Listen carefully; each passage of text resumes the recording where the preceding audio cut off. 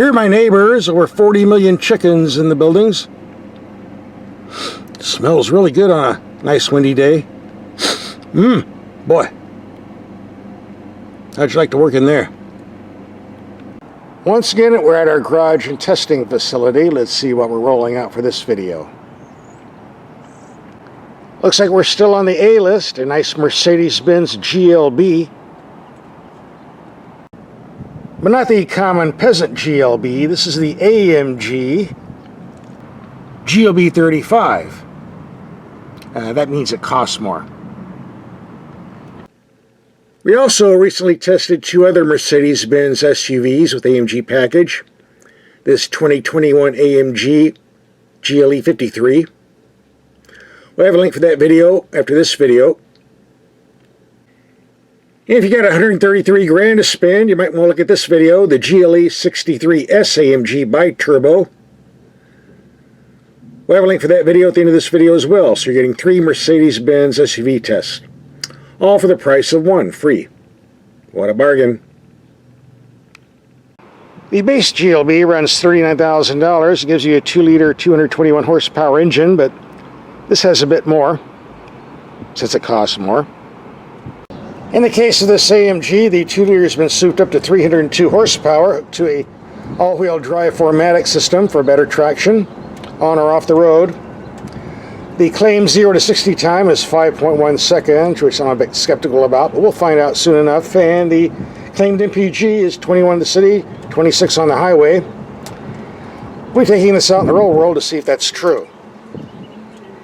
And at this point, you might be wondering how much the AMG version costs. Well, here we go, starting at 49 grand and change, but let's scroll down. I won't read it off. You have a screen to look at it. All the goodies. And there you go. You're saying, well, of course it costs a lot of money. It's a German car. Well, only partially so. 44% version and 40% Mexican. For those who care about those things. When I get a vehicle, there's 2 things I want to check for right away, so you don't have to. Number 1, do you get a spare tire? For 64 grand, I would hope so, and being an SUV, I would hope so, because SUVs are designed to go off pavement if needed. You don't want to go too far off-road if you don't have a spare tire. Let's see what we have here. Nope. Just a cheesy tire repair kit. You can always get a spare at the dealer after you buy the vehicle. In fact, here's a tip for you. You go down to the dealer, you plunk down 64 grand for this, and just before the paperwork signs, say, I'm not going to take the car unless you toss in a spare and a jack. I think they'll give it to you. Trust me. And I don't know why I'm the only YouTube tester that takes vehicles out in the dark and sees what the headlights will do, but that's what we do here, so we'll do it now.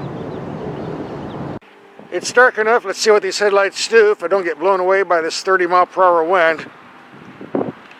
Hey, look at this. You open the door, you got a big Mercedes-Benz emblem, just like the bat signal. So everybody in the parking lot will know you're driving a Mercedes. Neat. Here we have the low beams, only building 100 feet away, very bright, decent height. Go to high beam, good widespread. And here's what the rear view camera looks like. Pretty decent quality. And it used to be we could do a 300-foot light test on that building back there, but now somebody put a fence up and covered it, so this is the best we can do. It still lights up the building far away, so that's good to know, and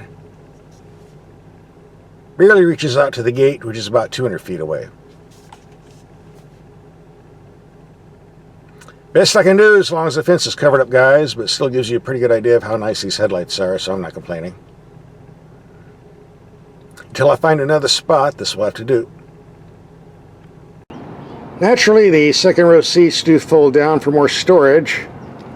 However, I must point out that on some of these, it's available with third row seating back there. Small seats for kids and pets only. If you need 3 rows, it is available. just on this particular vehicle they sent me.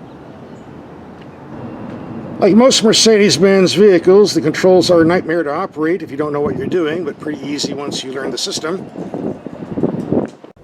The secret is to remember a lot of this has to do with finger touch.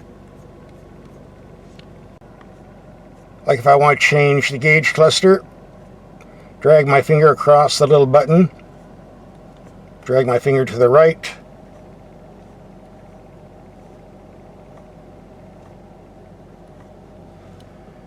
I'm getting a lot of glare on my camera reflecting off the gauge cluster, but you don't see it in person, so don't worry about that. Same here. Rub your finger on this. If you don't know this, it'll drive you crazy getting this car to function. Like so. Like I said, complicated at first, but pretty simple once you get the system down. You have the dynamic control, and it gives you slippery mode, individual, comfort, sport, sport plus.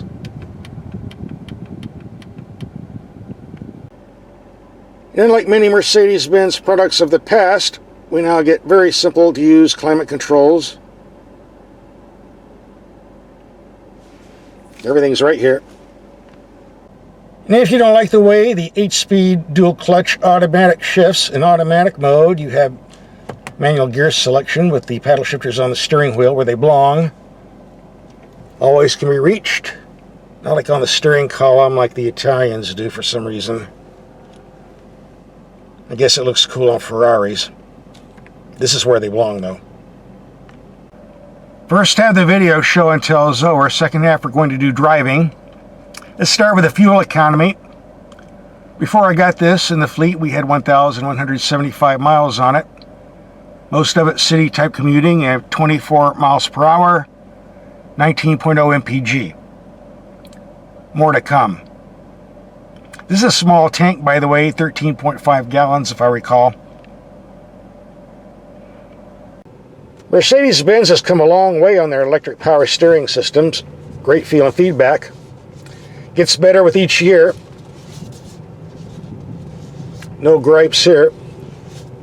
Of course, this is the all-wheel drive unit. I don't know how it is on the two-wheel drives, but probably not much different.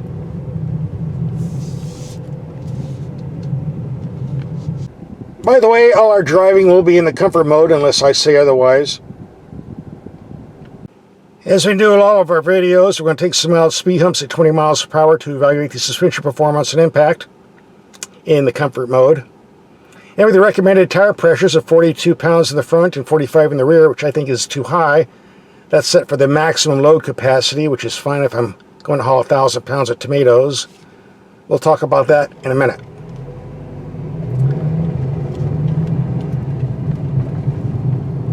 Okay, bump number one. A little stiffer than I would like. But again, we're at maximum tire pressures. Number two, a lot of thumping from the tires, although the shocks are doing a pretty good job. Number three, and the nasty one coming up. Stiffer than I would like. One of the reasons manufacturers want you to use the maximum tire pressure settings, it decreases rolling resistance on the tire, thus increases fuel economy for the EPA numbers. Of course, it doesn't do much for the ride quality in the process. On our YouTube channel, we test vehicles at factory specs, so that's why we're running 42 pounds of air in the front and 45 in the rear, the way they require. Personally, I think it's way too much and results in a ride that's way too stiff. But if you buy the vehicle, you always have the option of lowering the tire pressures for a more comfortable ride, if you choose to do so. I do have a couple gripes.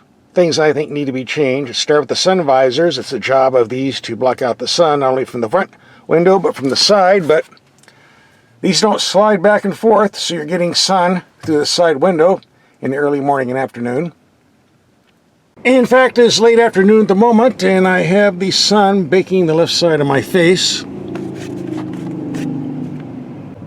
This is kind of inexcusable on a high-end car like this. Even the cheap Korean cars that sell for like $15,000 have sun visors that slide back and forth. Come on, guys, really? this needs to be fixed.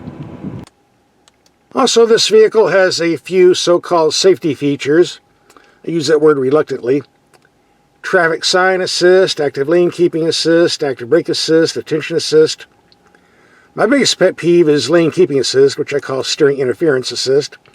If the car doesn't like the way you're steering or the way you're keeping in lane, it takes over the steering and does that feature for you.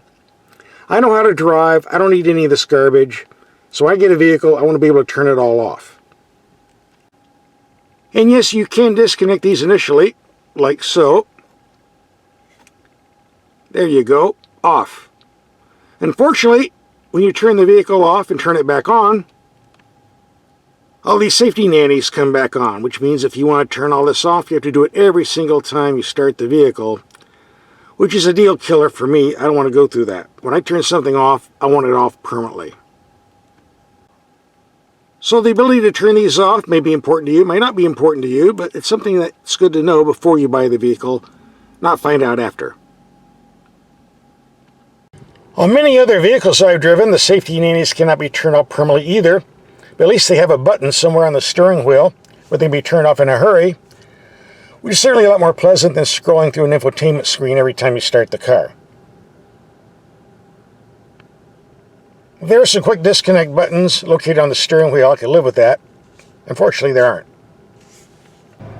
We're on a private road. Let's do a 0 to 60 run. I'm told this has a launch control system, but I haven't been able to find it yet. But Sport Plus should be good enough.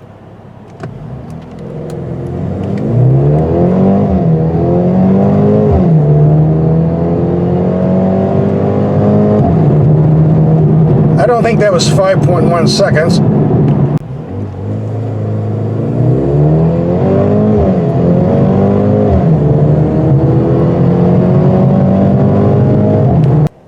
I stated earlier in the video I was a bit skeptical of the 0 to 60 in 5.1 seconds time these car publications are giving us because the math doesn't add up.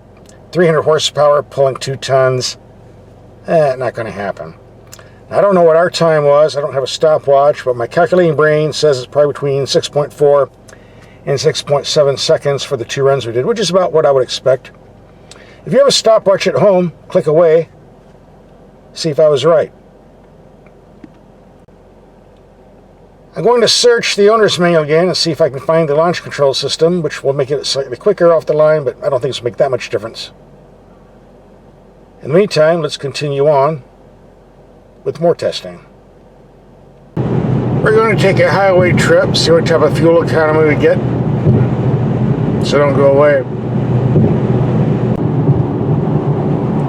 There's definitely a lot of wind noise being generated on the side mirrors here. That's the bad news. The good news is this Mercedes has a very thick body structure, like a lot of the luxury Asian vehicles I drive. So we're really not hearing the wind that much. I know it's there, but really doesn't reach into the cabin, so it's no big deal. We're coming to the end of the line. Let's see what the fuel economy figure is going to be. Well, pardon the dust and the glare, but I'm in the sun, so can't do much about that. 24 mpg. There you go. Spare tire or not, I got ranch patrolling to do, so we got to stop by the ranch house and get some supplies. I still haven't fixed that roof. Well, someday, but not today. Does this have the ability to go off-road? Yes, it does. The ground clearance is high enough, and we do have all-wheel drive. However, this looks more like a station wagon to me than an SUV, and we do have a bunch of overhang on the front. So you got to be careful taking dips. You might lose part of your bumper. The all-wheel drive certainly helps when you're running in sand, that's for sure. This is a pretty solid body structure, so I'm not going to hear any rattles. Well, you might hear some rattling come from the back, but that's the gear I've got. Has nothing to do with the vehicle. Metal chairs will do that. One advantage you have on a narrow vehicle like this, you can get on narrow trails and don't have to worry about the thorn bushes scratching the paint on your side doors. On a full-size SUV or truck, I wouldn't be able to go down this trail. Not without losing some paint, but we won't have that problem on this vehicle. That's why I like compact SUVs. That being said, let's carry on. Oh, that was a nice bump. The rear cargo area holds a lot of gear here, but it'd be interesting to see what the third row seats look like. I doubt very seriously we get adults to sit back there. So what's my take on this baby Benz after a week of driving? Well, the only negative things I have to say, I think the ride is a bit on the stiff side and set in the comfort mode. I couldn't imagine driving in the Sport Plus setting. But that's me. Take a test drive, see what you think. It's all a matter of perception. And same with the price tag. No Mercedes-Benz is cheap, that's for sure, but this seems like an awful lot of money for a compact four-cylinder, but again, it's up to you, the buyer, to determine the value of the money in your pocketbook. I suppose I shouldn't be calling this a compact. By today's standards, it's more of a mid-size. And that being said, if you're looking for a mid-size Mercedes that has good cargo room or three-row seating, this might be for you. Here's some videos of other Mercedes vehicles we've driven that cost a lot more money. Just click and watch.